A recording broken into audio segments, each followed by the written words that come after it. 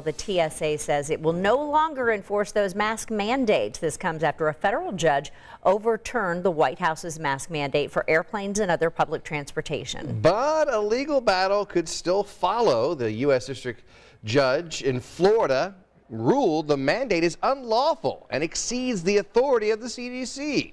The White House press secretary called the ruling disappointing, saying the CDC is reviewing the decision. The Department of Justice has not said if they will try to appeal. We reached out to our regional TSA and they told us they will not be enforcing masks anymore. They did say the CDC is still recommending that people wear a mask. The four largest airlines, Delta, United, American, and Southwest, well, they've all dropped their mask mandates. Well, all of this could open the door for a pretty lengthy legal battle. For the past 2 years, you've had to wear a mask on board a flight.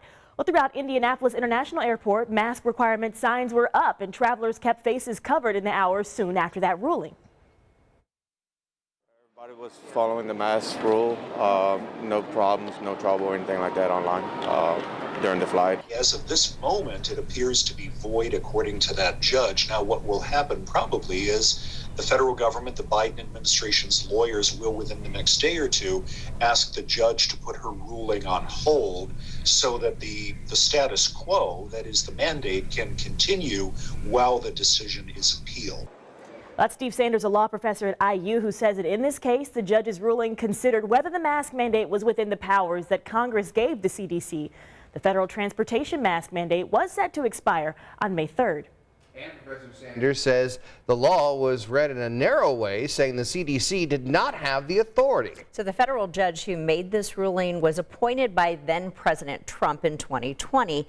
Sanders says conservative justices tend to take a narrow approach, limiting executive powers, while more progressive justices have said these kinds of safety measures are well within the agency's power.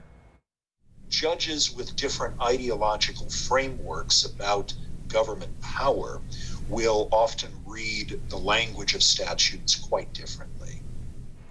We'll, of course, follow this story and wait to see if the Department of Justice decides to appeal this ruling. Look for updates at WTHR.com and on our free news app.